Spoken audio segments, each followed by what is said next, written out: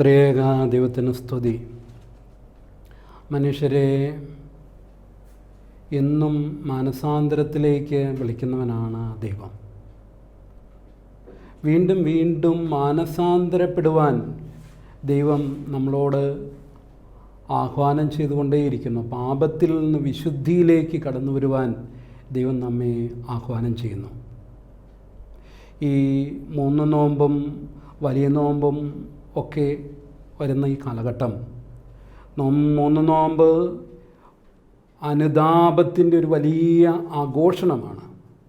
അനുതാപം എന്ന് പറയുന്ന, മാനസാന്തരം എന്ന് പറയുന്ന വലിയ സന്ദേശം നമ്മളോട് പ്രഘോഷിക്കുന്ന അവസരമാണ് 3 നോമ്പ്. വലിയ നോമ്പും അതുപോലെ നമ്മുടെ പാപത്തെപ്പറ്റി നമ്മൾ എപ്പോഴും ഓർത്ത് നമ്മൾ അനുദപിച്ച് കുമ്പസാരത്തിലേക്ക് നമ്മൾ കടന്നു പോകുന്ന ഒരു സമയമാണ്. ഈ നോമ്പുകളുടെ അനുതാപത്തിൻ്റെ പ്രഘോഷണത്തിൻ്റേത് ഈ കാലഘട്ടത്തിൽ പ്രത്യേകിച്ചും യോനാ പ്രവാചകനിലൂടെ നൽകപ്പെട്ട ആ വലിയ സന്ദേശത്തെ നമുക്കൊന്ന് ചിന്തിക്കാം. യോനാ പ്രവചനം അതിൻ്റെ 3-ാം അധ്യായം 1 മുതൽ 10 വരെയുള്ള തിരുവചനം ഇങ്ങനെയാണ്. കർത്തൃകൽപ്പന രണ്ടാമതും യോനായ്ക്ക് ഉണ്ടായി. നീ പുറപ്പെട്ട് മഹാനഗരമായ നിനവിയിലേക്ക് ചെന്ന് ഞാൻ നിന്നോട് അരുളി ചെയ്യുന്ന പ്രസംഗം അതിനോട് പ്രസംഗിക്കുക. അങ്ങനെ യോന പുറപ്പെട്ട് കർത്താവിൻ്റെ കൽപ്പനപ്രകാരം നിനവായിലേക്ക് ചെന്നു. നിനവ 3 ദിവസത്തെ വഴിയുള്ള അതിവിശാലമായൊരു നഗരമായിരുന്നു. യോന നഗരത്തിൽ കടന്ന് ആദ്യം 1 ദിവസത്തെ വഴി ചെന്ന് ഇനി 40 ദിവസം കഴിഞ്ഞാൽ നിനവ ഉന്മൂലമായി നശിക്കും എന്ന് വിളിച്ചു പറഞ്ഞു. നിനവാക്കാർ ദൈവത്തിൽ വിശ്വസിച്ച് ഒരു ഉപവാസം പ്രഖ്യാപിച്ചു. വലിയവരും ചെറിയവരും ഒരുപോലെ രട്ടെടുത്തു. വാർത്ത നിനവ രാജാവിൻ്റെ അടുക്കലെത്തിയപ്പോൾ അവൻ സിംഹാസനത്തിൽ നിന്ന് എഴുന്നേറ്റ് കിരീടം നീക്കിവെച്ച് രട്ടു പുതച്ച് ചാരത്തിലിരുന്നു. അവർ നിനവയിലെല്ലാം പരസ്യപ്പെടുത്തിയത് എന്തെന്നാൽ, രാജാവിൻ്റെയും അവൻ്റെ പ്രഭുക്കന്മാരുടെയും ആജ്ഞ കേൾപ്പീൻ.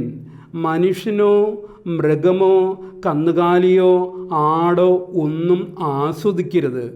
മേയുകയും വെള്ളം കുടിക്കുകയുമരുത്. മനുഷ്യനും മൃഗവും രട്ടു പുതച്ച് ഉച്ചത്തിൽ ദൈവത്തോട് വിളിച്ചപേക്ഷിക്കണം. ഓരോരുത്തൻ താന്താൻ്റെ ദുർമാർഗവും താന്താൻ്റെ അക്രമവും വിട്ട് അനുദപിക്കുകയും വേണം. തൻ്റെ മനസ്സു മാറി നാം നശിച്ചു പോകാതിരിക്കേണ്ടതിന് അവൻ്റെ കോപം ദൈവം വിട്ടുമാറുമായിരിക്കും ആർക്കറിയാം. അവർ ദുർമാർഗം പരിത്യജിച്ചു എന്ന് ദൈവം അവരുടെ പ്രവൃത്തികളാൽ കണ്ടപ്പോൾ താൻ അവർക്ക് വരുത്തുമെന്ന് അരുളി ചെയ്തിരുന്ന നാശത്തെക്കുറിച്ച് ദൈവം മനസ്സ് മാറ്റി അത് വരുത്തിയതുമില്ല. ഇതാണ് 3 നോമ്പിൽ നാം വായിച്ചു കേൾക്കുന്ന പ്രധാനപ്പെട്ട സന്ദേശം. യോനായെ ഒരു വിജാതീയ നഗരമായ നിനവായിലേക്ക് ദൈവം അയക്കുകയാണ്.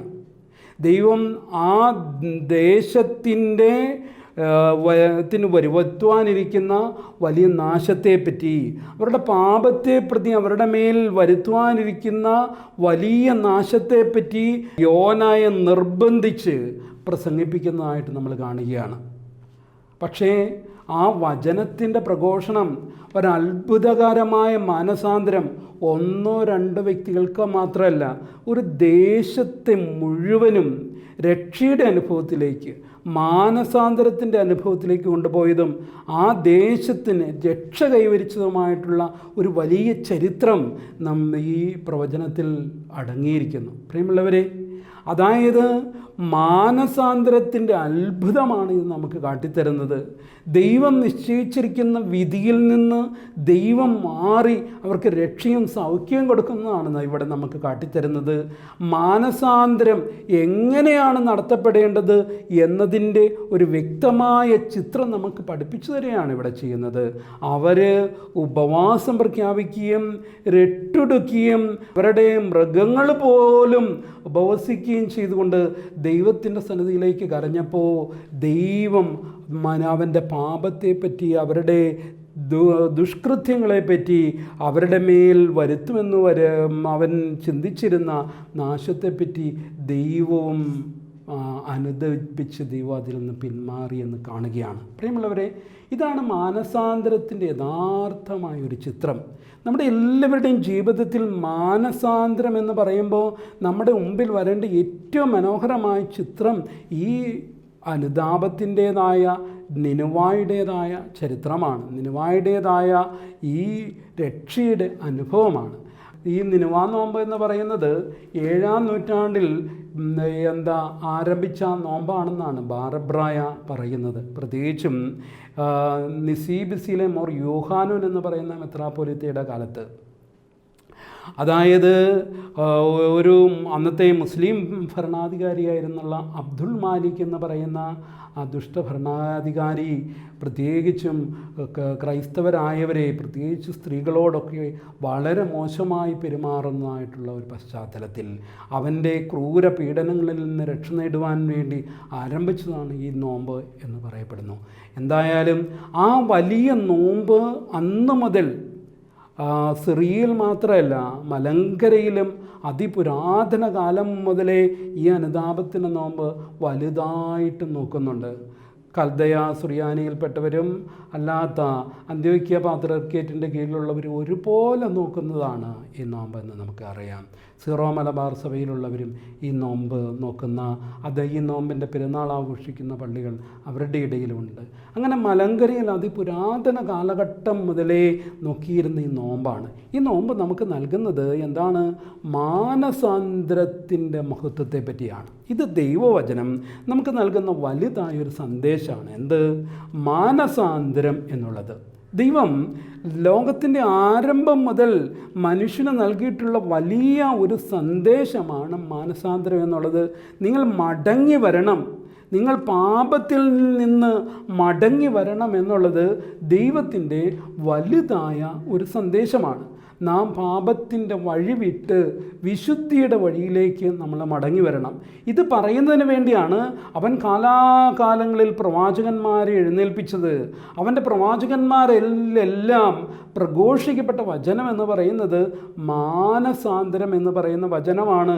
മാനസാന്തരത്തിൻ്റേതായിട്ടുള്ള സന്ദേശമാണ് പ്രവാചകന്മാരിലൂടെ നമ്മൾ വായിച്ചു കേൾക്കുന്നത്. യോവേൽ പ്രവചനത്തിൽ നമ്മളിങ്ങനെ വായിക്കുന്നു.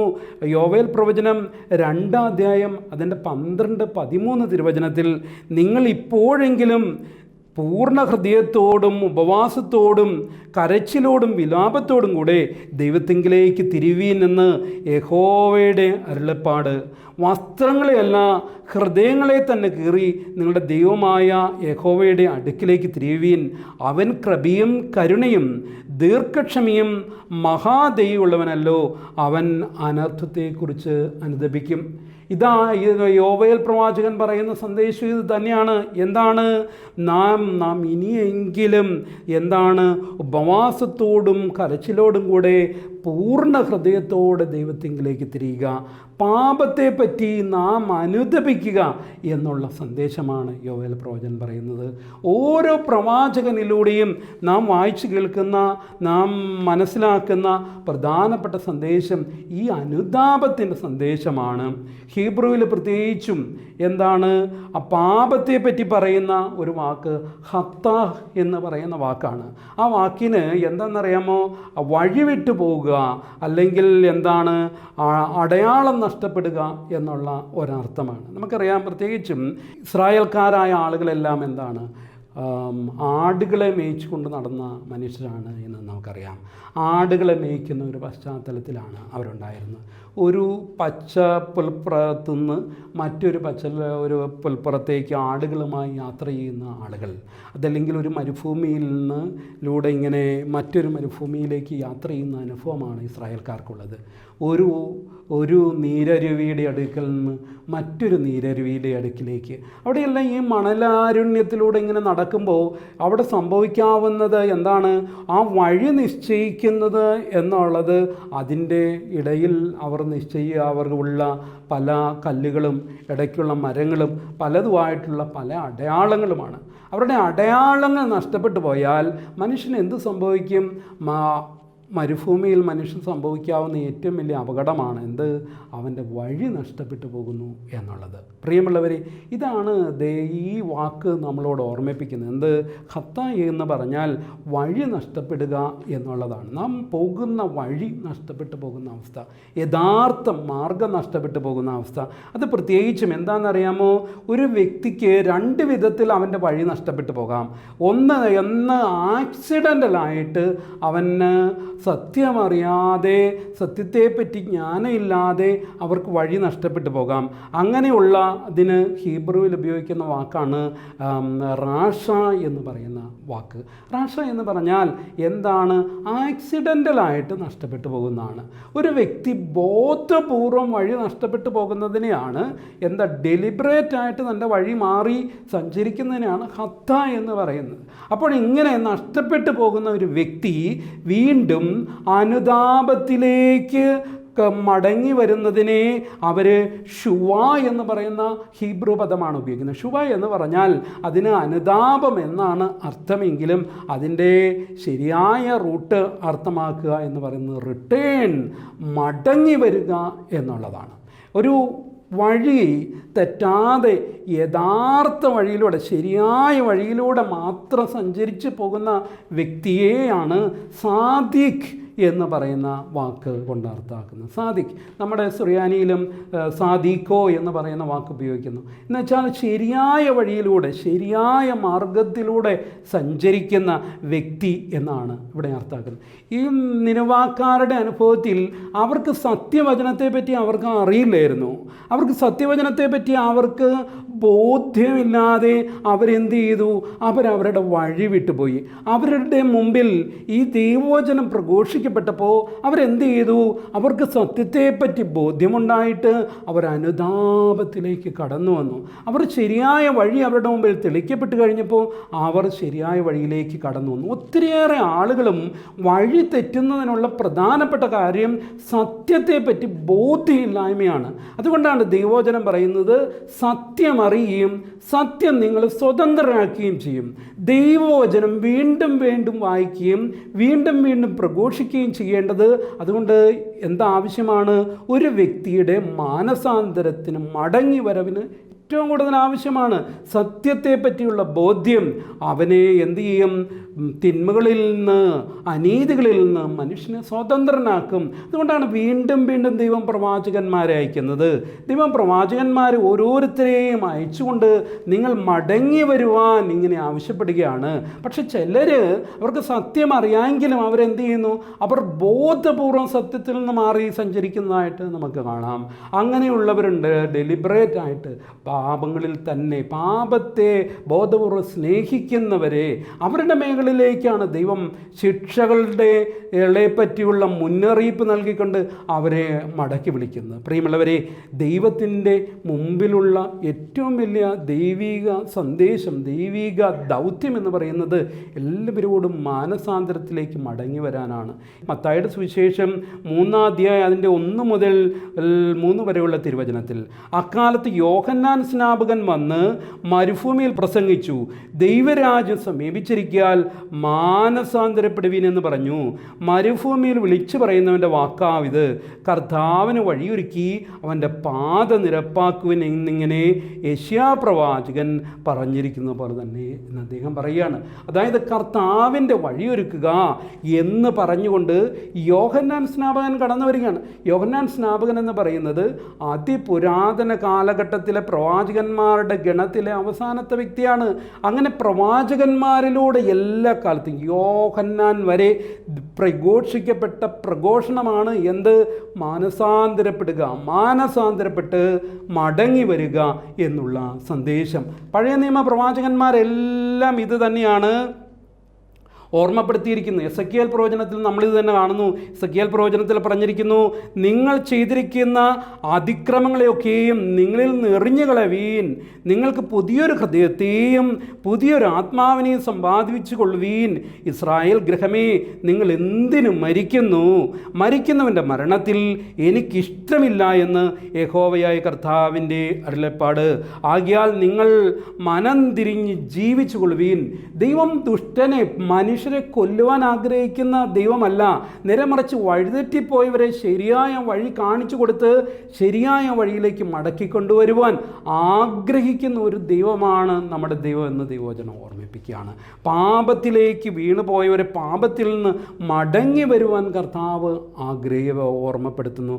വീണ്ടും വീണ്ടും മടങ്ങി വരുവാൻ പ്രവാചകന്മാരിലൂടെ ദൈവം പ്രഘോഷിക്കുകയാണ്. മടങ്ങി വരിക. ഒരു ദുഷ്ടൻ ദുഷ്ടതയിൽ മരിക്കുന്നതിന് കർത്താവ് ആഗ്രഹിക്കുന്നില്ല എന്ന് പറയുന്നു. ഹോശേയ പ്രവചനം അതിൻ്റെ 14-ാം അധ്യായം 1 മുതലുള്ള തിരുവചനത്തിൽ നാം ഇത് കാണുന്നു. എന്താണ്? ഇസ്രായേലെ, നിന്റെ ദൈവമായ യഹോവയുടെ അടുക്കിലേക്ക് മടങ്ങി ചെല്ലുക. നിന്റെ അകൃത്യ നിമിത്തമല്ലോ നീ വീണിരിക്കുന്നത്. നിങ്ങൾ അനുതാപവാക്യങ്ങളോടുകൂടെ യഹോവയുടെ അടുക്കിലേക്ക് മടങ്ങിച്ചെന്ന് അവനോട് സകല അകൃത്യത്തെയും ക്ഷമിച്ച് ഞങ്ങളെ കൃപയോടെ കൈക്കൊള്ളണമേ. എന്നാൽ ഞങ്ങൾ ഞങ്ങളുടെ അധരാർപ്പണമായ കാളകളെ അർപ്പിക്കും. അശൂർ ഞങ്ങളെ രക്ഷിക്കുകയില്ല. ഞങ്ങൾക്കത് കുതിരപ്പുറത്ത് കയറി ഓടുകയോ ഇനി ഞങ്ങളുടെ കൈവേലയോട് ഞങ്ങളുടെ ദൈവമേ എന്ന് പറയുകയോ ചെയ്യുകയില്ല. അനാഥന് തിരുസന്നിധിയിൽ കരുണ ലഭിക്കുമല്ലോ എന്ന് പറയുവീൻ. ഞാൻ അവരുടെ പിന്മാറ്റത്തെ ചികിത്സിച്ച് സൗഖ്യമാക്കും. എൻ്റെ കോപം അവരെ വിട്ടുമാറിയിരിക്കിയാൽ ഞാൻ അവരെ ഔദാര്യമായി സ്നേഹിക്കും എന്ന് ഹോശേയ പ്രവാചകനിലൂടെ പറയുകയാണ്. അതായത് നീ അകൃത്യ നിമിത്തമാണ് നീ വീണിരിക്കുന്നത്. പാപങ്ങളാണ് മനുഷ്യനെ അധപ്പതനത്തിലേക്ക് കൊണ്ടുപോകുന്നത്. അതുകൊണ്ട് ആ പാപങ്ങളിൽ നിന്നും മടങ്ങി വരിക. അവൻ ശിക്ഷകൾ ബോധപൂർവം ദൈവത്തിൽ നിന്ന് മാറുന്നവർക്ക്, ബോധപൂർവം പാപം ചെയ്യുന്നവർക്ക് ദൈവം ശിക്ഷകളെ കൊടുക്കുന്നുവെങ്കിലും അവർ അനുതപിച്ച് ദൈവത്തിലേക്ക് മടങ്ങി വന്നാൽ ആ അടിച്ചവൻ തന്നെ അവൻ സൗഖ്യമാക്കുന്നവൻ കൂടിയാണ്. അവൻ നമ്മെ പൂർണ്ണമായി തള്ളിക്കളയുന്നവനല്ല, വീണ്ടും നമ്മെ വാരിപ്പുണരുന്നവനാണ്. നമ്മളോട് വീണ്ടും കരുണയും കൃപയും കാണിക്കുന്നവനാണ് എന്ന് ദൈവവചനം പറയുന്നു. പ്രിയമുള്ളവരെ, ഇതിനു വേണ്ടിയാണ് കാലാകാലങ്ങളിൽ പ്രവാചകന്മാരെ ദൈവം എഴുന്നേൽപ്പിച്ചത്. അനുതാപത്തിൻ്റെ ആവശ്യത്തെപ്പറ്റി ഓർമ്മിപ്പിക്കാൻ യോഹന്നാൻ സ്നാപകൻ വരെയുള്ള പ്രവാചകന്മാർ ഇതാണ് പ്രഘോഷിച്ചത്. യോഹന്നാൻ കാരാഗ്രഹത്തിൽ ആക്കപ്പെട്ടു എന്ന് യേശു കേട്ടപ്പോൾ യേശു എന്ത് ചെയ്തു എന്ന് ദൈവവചനം പറയുന്നേ? അവൻ യോഹന്നാൻ നിർത്തിയ അതേ സുവിശേഷ പ്രഘോഷണം യേശു ആരംഭിക്കുന്നത് നമ്മൾ കാണുന്നുണ്ട്. ആ യേശു പറയുന്നു, ദൈവരാജ്യം സമീപിച്ചിരിക്കുന്നു, മാനസാന്തരപ്പെടുവിൻ. യോഹന്നാൻ പ്രഘോഷിച്ച അതേ പ്രഘോഷണമാണ് യേശു നടത്തുന്നത്. ഈ പ്രഘോഷണം യേശു നടത്തുന്നു എന്ന് പറഞ്ഞാൽ എല്ലാ കാലത്തേക്കും, പഴയ നിയമകാലത്തും പുതിയ നിയമകാലത്തും തുടരപ്പെടേണ്ട ഒന്നാണ്. നിനുവാ നോമ്പ് പഴയ നിയമ കാലഘട്ടത്തിലെ നോമ്പാണെങ്കിൽ വലിയ നോമ്പ് ഈ കർത്താവ് നോറ്റ നോമ്പാണ്. ശ്ലീഹന്മാരും സഭയും അന്ന് മുതൽ ഇന്ന് വരെ നോക്കുന്ന നോമ്പാണ്.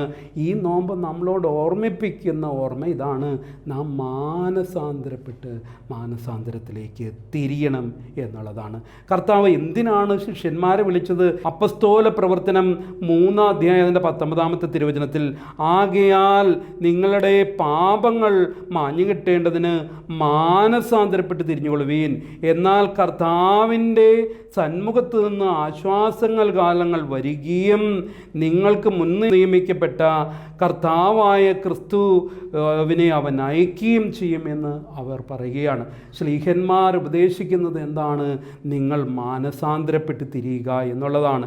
അപ്പസ്തോല പ്രവർത്തനം 17:30 പറയുന്നു, എന്നാൽ അറിവില്ലായ്മയുടെ കാലങ്ങളെ ദൈവം ലക്ഷ്യമാക്കാതെ ഇപ്പോഴെല്ലായിടത്തും എല്ലാവരും മാനസാന്തരപ്പെടണമെന്ന് മനുഷ്യരോട് കൽപ്പിക്കുന്നു എന്ന്.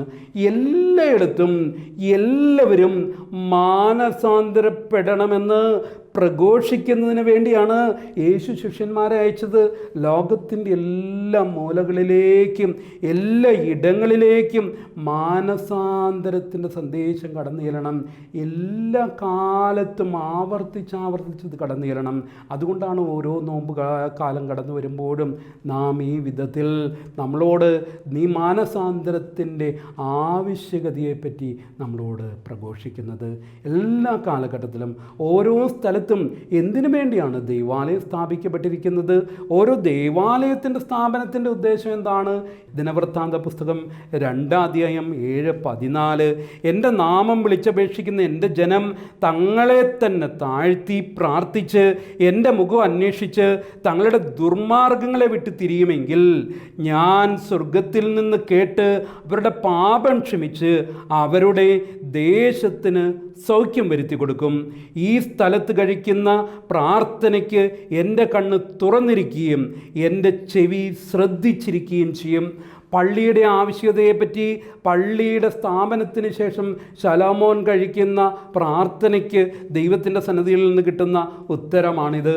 എന്താണ്? എൻ്റെ നാമം വിളിച്ചപേക്ഷിക്കുന്ന ജനം എന്താ? തങ്ങളെ തന്നെ താഴ്ത്തി പ്രാർത്ഥിച്ച് എൻ്റെ മുഖം അന്വേഷിച്ച് തങ്ങളുടെ ദുർമാർഗങ്ങളെ വിട്ട് തിരിയുമെങ്കിൽ സ്വർഗത്തിൽ നിന്ന് അവരുടെ പാപം ക്ഷമിച്ച് അവരുടെ ദേശത്തിന് സൗഖ്യം വരുത്തി കൊടുക്കും. അവർക്ക് മാത്രമല്ല, അവരുടെ ദേശത്തിന് മുഴുവൻ സൗഖ്യം വരുത്തി കൊടുക്കും. ഓരോ പള്ളിയും ദേശത്തിന് സൗഖ്യം വരുത്തുവാൻ, ആ ദേശത്തിന് ഐശ്വര്യം ഉണ്ടാകുവാൻ, ആ ദേശത്ത് സമാധാനവും പീഡകളിൽ നിന്നും വ്യാധികളിൽ നിന്നും വിമോചനം ഉണ്ടാക്കുവാൻ വേണ്ടി ദൈവനാമത്തിൽ സ്ഥാപിക്കപ്പെട്ടിട്ടുള്ള സ്ഥലങ്ങളാണ്. പ്രിയമുള്ളവരെ, ഇന്ന് കോവിഡിൻ്റേതായിട്ടുള്ള മഹാമാരിയുടേതായ ഈ കാലഘട്ടത്തിൽ പലപ്പോഴും ആളുകൾക്ക് പള്ളിയിൽ പോകാൻ പോലും പറ്റാത്തതായിട്ടുള്ള സാഹചര്യത്തിൽ ആയിരിക്കുകയാണ്. ലോകത്തിൽ ഇവിടെ മാത്രമല്ല, എല്ലാ ഇടങ്ങളിലും ഈ പ്രതിസന്ധി മാറി മാറി മാറി മാറി ഏറിയും കുറഞ്ഞും വന്നുകൊണ്ടേയിരിക്കുന്നു. ഈ കാലഘട്ടത്തിൽ നാം തിരിച്ചറിയേണ്ടത് ഈ ദേശത്തിൻ്റെ സൗഖ്യത്തിന്, ലോകത്തിൻ്റെ സൗഖ്യത്തിൻ്റെ ആവശ്യമെന്ന് പറയുന്നത് മനുഷ്യൻ്റെ മാനസാന്തരമാണ്. മനുഷ്യൻ മാനസാന്തരപ്പെട്ടാൽ, മനുഷ്യൻ തങ്ങളെ തന്നെ താഴ്ത്തിയാൽ എന്ത് ചെയ്യും? തങ്ങളുടെ ദുർമാർഗങ്ങളെ വിട്ട് ദൈവത്തിങ്കിലേക്ക് തിരിഞ്ഞ് ദൈവത്തിൻ്റെ മുഖം അന്വേഷിച്ചാൽ അവൻ എന്ത് ചെയ്യും? അവൻ നമ്മുടെ പാപം ക്ഷമിക്കും, ദേശത്തിന് സൗഖ്യം വരുത്തും. പ്രിയമുള്ളവരെ, അതുകൊണ്ട് നമ്മൾ ദൈവത്തിൻ്റെ സന്നിധിയിൽ കഴിക്കുന്ന പ്രാർത്ഥനയ്ക്ക് അവൻ തൻ്റെ ചെവികളെ തുറന്നു വച്ചിരിക്കുന്നു എന്ന് പ്രിയമുള്ളവരെ ദൈവവചനം പറയുകയാണ്. മാനസാന്തരത്തിൻ്റേതായിട്ടുള്ള ഈ ഒരു കാലത്തിലേക്ക് നമ്മൾ കടന്നു വരുന്നിരിക്കുമ്പോൾ നാം നമ്മുടെ ജീവിതത്തിലേക്ക് തിരിഞ്ഞു നോക്കുവാൻ, നമ്മുടെ പാപത്തെ പറ്റി അനുദപിക്കുവാൻ നമുക്കിടയായി തീരട്ടെ. പാപങ്ങൾ ഒരിക്കലും ഒരു മനുഷ്യനെയും സന്തോഷങ്ങൾ നൽകുന്നില്ല. പാപം പലപ്പോഴും സന്തോഷമാണ് വാഗ്ദാനം ചെയ്യുന്നത്. പക്ഷേ പാപം സന്തോഷമല്ല ഒരു മനുഷ്യന് ആത്യന്തികമായി ഉണ്ടാക്കുന്നത്. നേരെ മറിച്ച് അവൻ്റെ ജീവിതത്തിൽ എന്താണ് ഏറ്റവും വലിയ ദുഃഖമായി, ആരുടെയും മുമ്പിൽ വെളിപ്പെടുത്താനാവാത്ത അവൻ്റെ നിത്യദുഃഖമായി മനുഷ്യൻ്റെ പാപങ്ങൾ രൂപാന്തരപ്പെടുത്തുന്നു. പാപം സന്തോഷമായി നമ്മുടെ മുമ്പിൽ കടന്നു വരുന്നു. പക്ഷേ നിത്യകാലത്തെയും മാറാത്ത വലിയ ദുഃഖമായി മനുഷ്യനോടത് പറ്റിച്ചേർന്നിരിക്കുന്നു. പ്രിയമുള്ളവരെ, പാപം എന്ന് പറയുന്നത് ഈ ലോകത്തിലെ വലിയ ആനന്ദമാണെന്നായി മനുഷ്യർ കരുതുന്നത്. പക്ഷേ ഈ ലോകത്തിൻ്റെ ഏറ്റവും എളുപ്പം ചെയ്യാവുന്ന, ഏറ്റവും ഈസിയായ വഴി പാപത്തിൻ്റെ വഴിയാണെന്ന് കരുതുന്നു. പക്ഷെ മനുഷ്യൻ്റെ ഏറ്റവും വലിയ ഭാരമെന്ന് പറയുന്നത്, ഈ ലോകത്തിൽ ഒരു മനുഷ്യന് സഹിക്കാൻ കഴിയാത്ത ഏറ്റവും വലിയ ഭാരമെന്ന് പറയുന്നത് പാപമാണ്. പ്രിയമുള്ളവരെ, ഈ പാപത്തെ വിട്ട്, പാപത്തെ വെറുത്ത് ദൈവത്തെ സ്നേഹിക്കുവാൻ നമുക്ക് കഴിഞ്ഞാൽ, ദൈവത്തിങ്കിലേക്ക് തിരിയുവാൻ കഴിഞ്ഞാൽ നമുക്കെന്തുണ്ട്? നമുക്ക് വിമോചനമുണ്ട്. യേശു ക്രിസ്തുവിലേക്ക് കടന്നു വന്നാൽ ഏതൊരു വ്യക്തിക്കും വിമോചനമുണ്ട്. പാപിനിയായ സ്ത്രീയിലേക്ക് നോക്കുക. അവൾ തൻ്റെ ജീവിതകാലം മുഴുവൻ പാപം കൊണ്ട് ജീവിച്ച്, പാപം ഒരു ഉപജീവന മാർഗമായി കണ്ടെത്തിയ ഒരുവളാണ്. പാപം കൊണ്ട് ജീവിച്ചവളാണ്. പക്ഷേ അവൾ യേശുവിനെ കണ്ടപ്പോൾ അവളെ ലോകം കല്ലെറിഞ്ഞു കൊല്ലാൻ തീരുമാനിച്ചതാണ്. പക്ഷേ യേശുവിനെ കണ്ടപ്പോൾ അവളുടെ ജീവിതത്തിന് ഒരു പുതിയ അവസരം, അവൾക്കൊരു പുതിയ പുതിയൊരു വ്യക്തിത്വമായി, അവളുടെ നഷ്ടപ്പെട്ടു പോയ ആ പാപച്ചെളിയിൽ നിന്ന് അവളെ കഴുകി വിശുദ്ധിയുള്ള ഒരുവളാക്കി യേശു ക്രിസ്തു രൂപാന്തരപ്പെടുത്തി. പ്രിയമുള്ളവരെ, കള്ളന് കർത്താവിനെ കാണാൻ പറ്റിയത് അവൻ്റെ കാൽവരി ക്രൂശിൽ അവൻ്റെ മരണത്തിൻ്റെ തൊട്ടുമുമ്പുള്ള നിമിഷമാണ്. പക്ഷേ യേശുവിനെ അവൻ കണ്ട ആ ദർശനം, യേശുവിലുള്ള അവൻ്റെ അവിശ്വാസം, അവൻ്റെ ഏറ്റുപറച്ചിൽ അവനെ പാപത്തിൻ്റെ കുഴിയിൽ നിന്ന് നിത്യതയുടെ തീരത്തേക്ക് അവനെ കൊണ്ടുചെന്നു. പ്രിയമുള്ളവരെ, അനുതാപത്തോടെ ഏറ്റുപറഞ്ഞാൽ യേശു ക്രിസ്തു അവൻ രക്ഷിക്കുന്നവനാണ്. ഏത് പാപവും പോക്കി നമ്മെ ശുദ്ധീകരിക്കുവാൻ തക്ക വിധമുള്ള രക്തമാണ് യേശുവിൻ്റേത്. നമ്മെ ശിക്ഷിക്കുന്നതിന് വേണ്ടിയല്ല, നമ്മെ രക്ഷിക്കുന്നതിന് വേണ്ടിയാണ് അവൻ തൻ്റെ രക്തം, അവൻ്റെ പുണ്യാഹ രക്തം നമുക്ക് വേണ്ടി ചൊരിയപ്പെട്ടത് എന്നുള്ള ആ അവബോധം നമ്മുടെ ജീവിതത്തിലേക്ക് കടന്നു വരുമ്പോൾ പാപത്തെപ്പറ്റി അനുദപിക്കുകയാണ് പാപത്തിനുള്ള പരിഹാരം എന്നുള്ള തിരിച്ചറിവ് നമ്മുടെ ജീവിതത്തിലേക്ക് കടന്നു വരുമ്പോൾ ഏതൊരു വ്യക്തിക്കും വിമോചനത്തിൻ്റേതായിട്ടുള്ള ഒരു വീണ്ടും ജനനത്തിൻ്റേതായിട്ടുള്ള ഒരു അനുഭവം സാധ്യമാണെന്നുള്ള യാഥാർത്ഥ്യം നമ്മുടെ ഉള്ളിലേക്ക് കടന്നു വരുമ്പോൾ പ്രിയമുള്ളവരെ, ഇത് നമ്മുടെ ജീവിതത്തിൽ വലിയൊരു മാറ്റത്തിന് കാരണമാകും. അനുതാപം എന്ന് പറയുന്ന ഇത് വലിയൊരു അത്ഭുതമാണ്. ഒരു വ്യക്തി വീണ്ടും ജനിപ്പിക്കുന്ന അത്ഭുതം, അവൻ്റെ നഷ്ടപ്പെട്ടു പോയ അവൻ്റെ ഉള്ളിലെ വിശുദ്ധിയെ വീണ്ടും കണ്ടെത്തുന്ന അനുഭവം.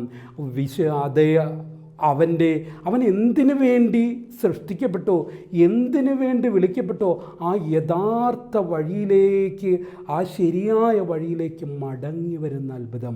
പ്രിയമുള്ളവരെ, ആ വിമോചനത്തിൻ്റെ അത്ഭുതത്തിലേക്ക്, അനുതാപത്തിൻ്റെ മടങ്ങിവരവിലേക്ക് ഈ കാലഘട്ടത്തിൽ നമുക്ക് അനുഭവവേദ്യമാകുവാൻ നമുക്കിടയായിത്തീരട്ടെ എന്ന് ആശംസിക്കുന്നു, പ്രാർത്ഥിക്കുന്നു. ദൈവം നിങ്ങളേവരെയും അനുഗ്രഹിക്കട്ടെ.